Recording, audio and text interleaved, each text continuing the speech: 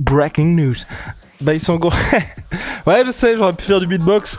Mais bref, là n'est pas la question. Baïsangour Shamsudinov s'engage avec le PFL et rejoint Cédric Doumbé, Abdullah Abdouragimov, Ibra Mané.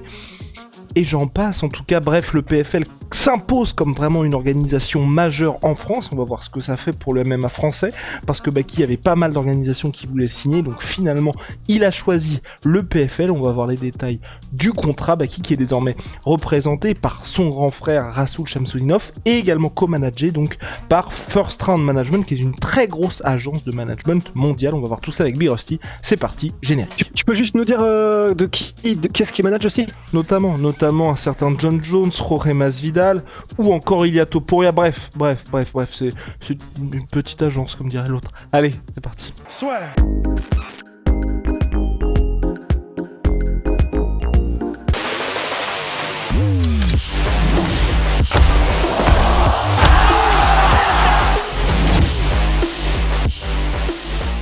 Donc Baki, ça y est, c'est officiel, il s'engage avec le PFL, 5 combats, Rasoul nous a dit, donc le manager de Baki, son grand frère, un contrat en or sans révéler les montants, mais on imagine véritablement que ça a été très très intéressant pour lui, et donc là, il rejoint notamment un certain Cédric Doumbé, donc on commence à se dire qu'il y aura une revanche potentielle entre les deux, mais voilà, il y avait plusieurs organisations qui tournaient autour de Baki, qui étaient intéressées pour s'offrir des services de Baïsangour Shamsudinov, le KSW et l'UFC et le PFL, donc c'est finalement le PFL qui remporte le gros lot. On rappelle, un Baki invaincu, 22 ans, il a le temps, contrat de 5 combats. Sur le papier, moi, en vrai, je trouve que c'est une progression logique, et surtout quand on voit les projets du PFL, tu vois, on sait que là, il va y avoir 2 événements, un à l'Adidas Arena, puis les finales des PFL Europe qui vont se dérouler à la à la LDLC Arena à Lyon, d'ici la fin de l'année, donc 2024. Ensuite, en 2025, ils ont encore de gros projets pour la France. Donc tu vois, si t'as 4-5 events par an du PFL en France, je trouve que pour lui, à son âge, ça a beaucoup de sens. Surtout quand on se dit un contrat de 5 combats, j'imagine, tu vois, qu'à 24 ans, il va pouvoir soit prolonger chez eux, soit aller à l'UFC, et directement avec des gros noms. Donc comme ça me pose pas de problème, tu vois. En fait, c'est ça qui va être intéressant aussi, c'est que forcément dans ce podcast, on va faire des comparaisons avec la situation Cédric Doumbé et la situation Saladin Parnasse. Parce que c'est 3 pépites qui étaient pressenties pour aller se cogner avec les meilleurs du monde à l'UFC et qui ont choisi de rester dans d'autres organisations pour le moment, alors qu'ils étaient courtisés par l'UFC. Alors courtisés pas au point où l'UFC, parce qu'en fait, j'ai l'impression qu'à part Michael Chandler, ils ne le font à personne, en fait, de faire des ponts d'or à des potentiels stars qui pourraient grandir un peu dans l'organisation. Donc, on fera ces comparaisons.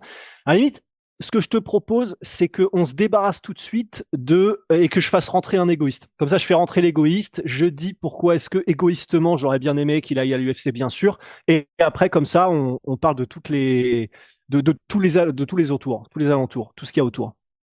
Vas-y, dis-nous pourquoi, et moi je vais te dire pourquoi je suis content qu'il aille au PFL. Ah, mais en soi, on en a parlé tout à l'heure, donc on sait très bien ce qu'on en pense, mais moi aussi, mais c'est juste que, voilà, il y a, oui, une partie de moi, c'est vrai, qui est en mode, forcément, comme il en parle, Baki, depuis des années, et que, voilà, son but, c'est de toute façon de devenir le meilleur combattant du monde, forcément, il y a une petite part de moi qui est un peu en mode, purée, j'aurais quand même bien aimé, du coup, qu'à 22 ans, il aille marquer l'histoire en allant à l'UFC directement et en devenant potentiellement en quelques combats une valeur sûre de l'UFC, quelqu'un qui montre qu'il a le niveau mondial et jusqu'où peut-il aller, jusqu'où peut-il crever le plafond, et qui se confronte du coup au tout meilleur du monde en welterweight à l'UFC.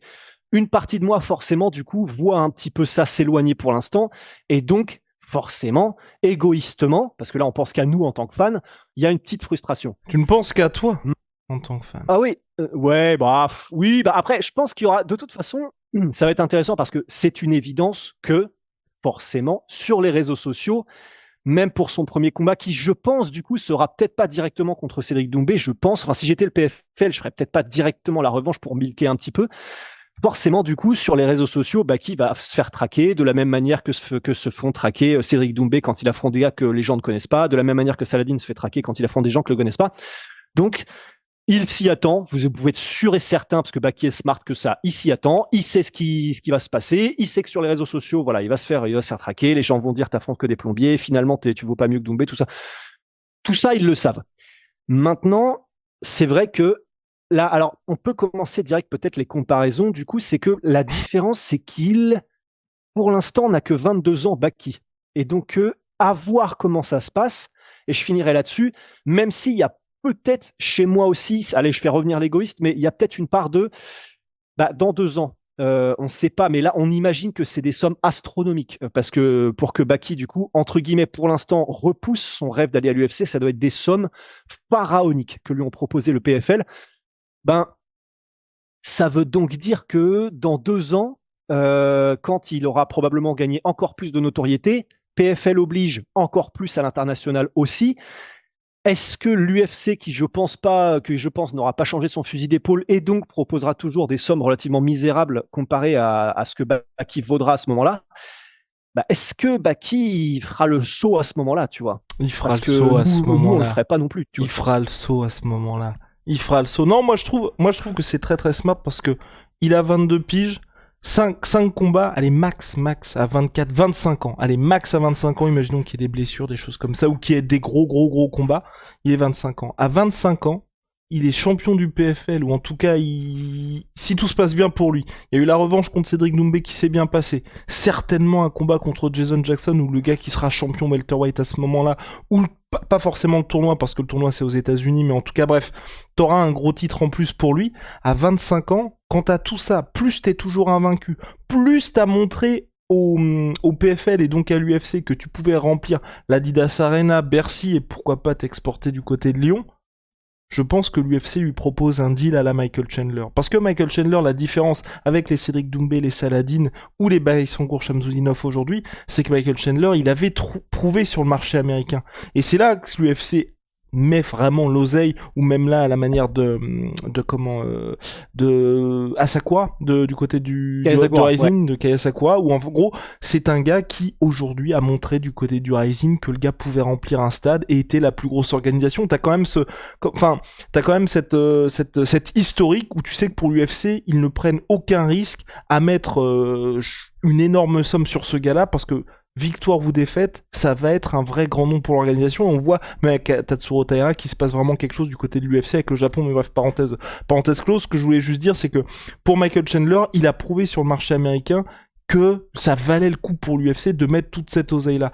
Aujourd'hui, pour les Saladin, pour les Baïsangour et pour les Cédric Doumbé, au moment où il y a eu ces négociations potentielles à l'UFC, du côté des États-Unis, ça restait, quand on voyait les articles des MMA Junkie, des MMA Fighting, ou même quand on voyait les stats que faisait Ariel Helwani avec Cédric Doumbé, ça n'avait rien à voir avec les stars internationales. Et donc l'UFC, qui regarde évidemment ça, et quand on voit plus ce qui se passe du côté de l'UFC, toutes les datas, ils les traquent. Donc forcément, ils vont se dire, quand on a une star comme ça, qu'on ne va vendre qu'au marché français, on a déjà Cyril Gane, on a déjà Benoît Saint-Denis, on a déjà Morgan Charrière, on a Nassourdine, on a Manon Fiorot. On est en France max 2 fois par an. Cette année, ils n'y seront qu'une seule fois. Donc, est-ce que ça nous sert de rajouter un gars comme ça, qui va être peut-être mieux payé que les autres, donc forcément, il faudra renégocier et tout, parce que vous savez que les négociations de contrat, ça peut être assez âpre. Je pense que l'UFC s'est dit, pour l'instant, on va passer, sachant qu'en plus, tu vois, et je pense, sans trop m'avancer, que à chaque fois qu'il y a des sommes équivalentes, si l'UFC t'appelle, tu préfères aller à l'UFC. Donc en plus, ils ont, à mon sens, tu vois, cet avantage-là de... Si tout le monde propose la même somme quand l'UFC t'appelle, je pense que tu préfères l'UFC quand t'es un combattant. Donc c'est pour ça que je pense qu'ils préfèrent se dire, pas on laisse faire le sale boulot au PFL, mais tu vois, attendons qu'ils soient vraiment mûrs selon l'UFC avant de leur proposer ces sommes-là. Et que de toute façon, à partir d'un moment, je pense que Baki, tu vois, si à 25 ans, il a fait 5 sur 5 au PFL, tu te dis quelle est la suite, ça va être l'UFC. Ouais, mais du coup, si t'es la team Baki et que au bout des 5 combats, le PFL te rajoute, bon, peut-être pas un zéro, mais te rajoute encore plus au contrat, parce que pour eux, en France, ça va être salement lucratif, de la même manière que Cédric Doumbé est salement lucratif en France. Là, en vrai, c'est quand même assez ouf. Le fait que le PFL ait Baki et Cédric, rien qu'avec ces deux noms, ils s'assurent de faire sale comble où qu'ils aillent en France. C'est énorme. Et que ça va faire parler, que ça va faire des chiffres monstrueux, etc. Mais du coup, en fait, c'est parce que c'est la seule peur que j'ai, en fait. Je sais que de toute façon, Baki, c'est un compétiteur et qu'il voudra se mesurer au meilleur du monde, de la même manière que Cédric Doumbé, de la même manière que Saladin Parnasse. Mais vraiment, moi, j'ai cette peur parce que finalement, dans 2 ans, même si il s'est développé sur le plan international, Baki, et puis que du coup, voilà, il fait des interviews en anglais, il machin, enfin, oui, mais l'UFC va lui proposer quelque chose, mais le PFL, non seulement va lui proposer probablement un contrat équivalent, si ce n'est rajouter quelques centaines de milliers d'euros, en vrai, c'est dur du coup. Qu'est-ce que tu choisis, tu vois? Non, parce qu'à l'UFC, je pense qu'à ce moment-là, l'UFC proposeront de toute façon, et de toute façon on n'y est pas parce que ce sera dans 2 ans, mais je pense que l'UFC, s'il nettoie tout, l'UFC lui proposera ce contrat-là, et même là, tu vois, au PFL, pour Un moi, contrat équivalent à ce que le PFL va lui proposer, tu penses? évidemment. Évidemment, parce qu'il aura fait ses preuves. Il aura fait ses preuves en tant. Tu vois, s'il a un chemin à la Cédric Doumbé, on va voir. C'est ça aussi, c'est qu'on ne sait pas qui va affronter là, mais je pense qu'ils vont lui réserver un traitement à la Cédric Doumbé où tu vois, t'en fais une star, tu commences un petit peu à façonner aussi son image à l'international pour Baki. Et aussi aujourd'hui, dans l'immédiat, il y a des combats qui sont intéressants pour Baki au PFL. Tu vois, par exemple, c'est pour ça que le traitement est différent. Cédric Doumbé aujourd'hui, il a 10 ans de plus que Baki. Donc le fait qu'il affronte Anthony Pettis, ça ne wipe pas des masses. Mais si tu vois, par exemple, Baki direct là, il affronte Anthony Pettis, comme il est dans sa phase vraiment ascendante, Baki, c'est quand même son début de carrière, ça m'intéresse aussi. Et je me dis, sur 5 combats, tu peux vraiment faire 5 combats intéressants pour Baki. Moi, le seul moment où je commence à me dire, bon, bah, il y a plus grand chose à faire, c'est quand tu commences un peu à tourner en rond. Comme Saladin, où tu vois, on était content pour lui parce qu'il a eu ce qu'il voulait, à savoir l'argent avec le KSW. Mais le seul truc qui lui reste à faire au KSW à Saladin, c'est de prendre la ceinture welterweight. À Baki, au PFL, là, il a pas mal à faire. Comme Cédric Doumbé, il a quelques trucs moins à faire que Baki, mais il a quelques trucs à faire. C'est pour ça que tu vois, si dans 5 ans là, il est dans 5 ans, après ces 5 combats, il a tout fait et qu'il remplit au PFL, si le PFL n'a pas re-signé d'autres gars d'ici là et que c'est pas the place to be, l'endroit où tout le monde veut être chez les welterweight, ça m'embêtera un peu parce que je me dis, ok, t'as l'argent, c'est hyper bien pour toi, mais en tant que fan, tu vois, il y a tous ces combats dont on rêve qu'on n'a pas. Là, enfin, on a vu ce qui s'était passé, Cédric Doumbé Baki 1, ça a tout explosé. Donc déjà, t'as la revanche qui serait intéressante. Anthony Pettis, moi, ça m'intéresserait. On en a parlé aussi avec Rust. Ça ne se fera pas, ça ne se fera pas. Et quand je dis ça, je veux pas, parce que bon, je veux pas du tout que ce soit la guerre civile et tout. Tu veux les problèmes, voilà, tu veux les problèmes. Je sais. Mais je me disais, en termes de hype et de ce qu'on veut tous, pas besoin de faire de titre du PFL, les gars. Vous faites le titre, le roi de France. Vous faites demi-finale, finale. Idéalement le même soir, mais bon, vous pouvez faire ça sur 2 événements.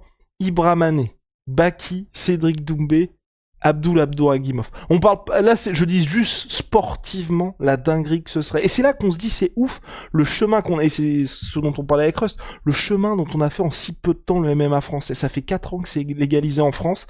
Là, il y a 4 noms, 4 mecs français. Vous faites ça, mais moi ça me hype, mais d'une force.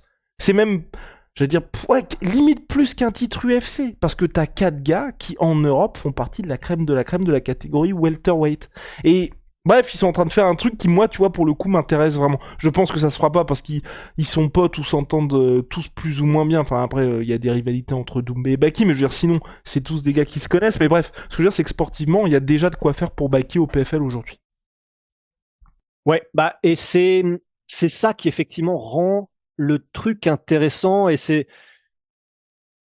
en fait, comme tu disais au tout début de ce podcast, c'est vrai que la différence, c'est l'âge de Baki, dans le sens où là, il est encore 22 ans, enfin voilà, il commence littéralement sa carrière, et le fait que c'est vrai que le PFL, c'est une progression pour Baki, et que même, tu vois, de la même manière et c'est ce qu'on avait dit dans les podcasts pour les combats de Cédric Doumbé, là, les combattants qui a affronté Cédric Doumbé pour l'instant au PFL, c'était des bonnes progressions aussi. C'est juste qu'on ne les connaît pas parce que c'est pas l'UFC direct ou quoi, mais ce sont des bonnes progressions sportives. Et on se réfère à chaque fois au classement Fight Matrix pour, entre guillemets, avoir des chiffres à mettre sur le fait que c'est une progression. Mais là, c'est pareil pour Baki.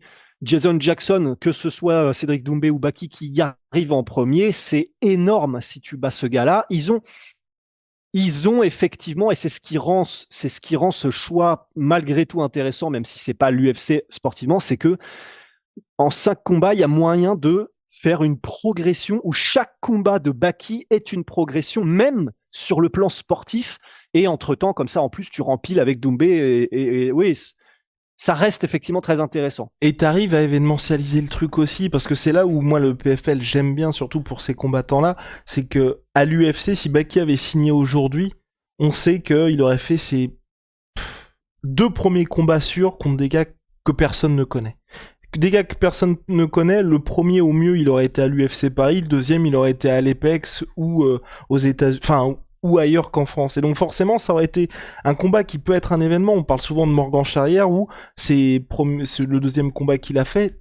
Tous les jours, tu remplis l'Adidas Arena en France, mais c'est que l'UFC, ils se disent, on n'a pas besoin de ça, on fait ça tranquille à l'Apex, y a pas de souci. Alors comment au PFL, quand t'as un combattant français que t'aimes bien, qui est une star, tu sais que tu vas l'avoir en France et que ça va être tout un événement autour de ça. Et c'est pour ça que tant qu'on peut avoir ça, vraiment j'aime bien. L'UFC, pour moi, c'est intéressant. Quand t'es dans une situation où, voilà, les Nassour, tu savoures, les BSD, tu savoures, Manon Fiorot, Cyril Gane, quand t'es le top du top du top, tu savoures, parce que même Taylor avec Cody Stamann, où c'est des noms que tu connais, tu commences à dire, ah ouais, là on est vraiment dans ces gros trucs. Quand t'es à ce stade-là, Morgan, j'aurais voulu qu'il combatte en France, tu vois. Même là, le combat qu'on va avoir à l'UFC 303, Peyton Talbot contre Yanis Ghemmouri. Tu vois, c'est typiquement le genre de truc, il va être outsider Ghemmouri, t'imagines, tu fais ça en France et tout, grosse ambiance, les gens qui sifflent Talbot, enfin, tu vois. Ça, c'est ce genre de truc où et là, malheureusement, il est sur la carte de l'UFC 303, le public va pas jouer en sa faveur, t'es sur la carte préliminaire, enfin c'est tous ces trucs là où pour moi l'UFC c'est intéressant pour les Français quand t'as déjà un statut qui fait que, pas Michael Chandler parce que c'est assez historique ce qui s'est passé pour Michael Chandler, où direct t'es dans une demi-finale commune d'un événement de Conor McGregor, mais dans une situation où aujourd'hui on peut soutenir les combattants français et se dire bon bah on va leur apporter leur soutien à mort plutôt que d'être dans un truc un peu lointain où t'as pas cette occasion d'avoir tout le public qui est derrière toi. Et moi, pour Baki, je trouve que c'est intéressant aujourd'hui, au moment où il est dans sa carrière. Je sais pas si on avait autre chose à ajouter. Ouais, non, je crois qu'on est bien. Mais du coup, et pour résumer, qu'est-ce que tu dis aux gens qui vont nous dire, ouais, mais donc, faudrait savoir. Parce que vous dites que c'est quand même le mieux d'aller à l'UFC parce que oui, tu gagnes des moins bonnes sommes au début, mais bah, avec les sponsoring et puis l'image et puis peut-être les pay-per-view après, tu gagnes plus. Et là, vous dites, ouais, mais on est très content pour Baki. Et puis vous dites aussi que pour Saladin Parnasse, voilà, on aurait bien aimé le voir à l'UFC, il tourne en rond. Mais finalement, bah, du coup, là, alors que Baki avait la possibilité de. Qu'est-ce que tu réponds aux gens qui nous disent ça par rapport à Saladin et par rapport à l'UFC? Saladin, on l'a déjà dit, c'est que pour moi, Saladin, très content pour lui à titre personnel pour l'argent, hein, parce que c'est ce qu'il voulait, mais j'ai l'impression qu'il a déjà fait le tour au KSW. À l'instant T, si le KSW, là, il y a des infos comme quoi il y aura des gros promotions avec le Rising et tout, donc voilà, mais à l'instant T, à part prendre le titre welterweight, il a absolument tout fait, il a donc, c'est cette situation, on en parle même à l'UFC avec des Adesanya, les mecs qui ont déjà fait le tour de la catégorie, qui recommencent à faire le tour, bon, ça nous saoule un petit peu, et la situation, oui, non, et pour moi, en fait, l'UFC aujourd'hui, et j'y pensais en même temps que tu disais ça, pour moi, l'UFC est intéressant pour les jeunes combattants quand ils n'ont pas la renommée Kabaki ou un Cédric Doumbé. Tu vois, un Oumar, c'est parfait. Ouais. Parce qu'Oumar est extrêmement fort, mais c'est pas un gars qui a les réseaux sociaux d'un Baki qui a déjà été main event and co. Donc il va poursuivre sa progression hyper logique en termes d'image et sportive à l'UFC, qui fait qu'il va arriver dans le top 5, pourquoi pas title shot après, y a pas de souci. Mais c'est vrai que quand t'es un Baki, t'as fait le premier combat comme Doumbé, t'as gagné des grosses sommes. T'as été main event, t'as rempli l'accord Arena 20 000 personnes. Enfin, t'es devenu instantanément top 5, top 10 des plus grands noms du MMA français. On me dit, tu vas être en prélim à l'UFC pour 10+10. Bah non. Ça se tient de ouf. Bah ça non. se tient de ouf. En plus, et surtout, et le pire, si on me dit t'es à 10+10, mais direct on te met contre Wonderboy, je pense que ça a du sens. Mais le problème, c'est qu'on sait très bien que t'as 10+10 pas contre Wonderboy, tu vois, t'affrontes un gars que personne ne connaît. Donc c'est pour ça que pour moi ça répond bien à cette question-là. Et qu'aujourd'hui, pour moi, l'UFC, c'est intéressant quand tu fais le chemin Contender Series, ou alors justement ce petit une carrière, enfin comme les Oumar, qui ont la progression logique, ou même ce qui se passait avec Klinkhammer qui devait affronter Baki, qui était passé par qui devait faire les Contender Series à la base, où t'es très fort, mais il y a que les fans hardcore de chez Hardcore qui te connaissent. À partir du moment où t'as un gros public derrière toi, autant aller au PFL. Ouais, monsieur. Complètement. Bah ça a 1000% du sens. Eh bah formidable. Ciao, my sweet pea, my sweet protein, moins 30% sur tout my sweet pea. Avec le code LASSURE, 30% minimum sur tout mes sweet protein avec le code LASSURE. Et puis Holy Moly, révolution dans les boissons énergisantes, moins. C'est quoi ça? C'est du Lemon honey and black tea. Ouf. Ah mais attends, et puis oui. Oui. Et puis il Il y a aussi des nouvelles les nouveaux saveurs. Il y a des nouvelles saveurs Big Rusty. En tout cas, ce qui est sûr, c'est qu'avec le code LASSURE5, vous avez moins 5 € pour votre première commande. Si vous avez déjà commandé chez eux, code LASSURE10, moins 10%. Et donc, c'est thé glacé, boisson de réhydratation et donc boisson énergisante. C'est disponible sur leur site. Et donc, les nouvelles saveurs Rust. Et les nouvelles saveurs, c'est Mojito Macao avec citron vert et menthe, Daiquiri Dolphin avec fraises et citron Et vert, la petite Kaipi. Caipirinha Crab, Les- citron vert et sucre de canne. Et tout ça, c'est des éditions limitées. Et je vous encourage juste, ne serait-ce que pour aller voir le packaging, à aller voir tout ça. Et nous, on reçoit tout ça bientôt normalement. Let's get it.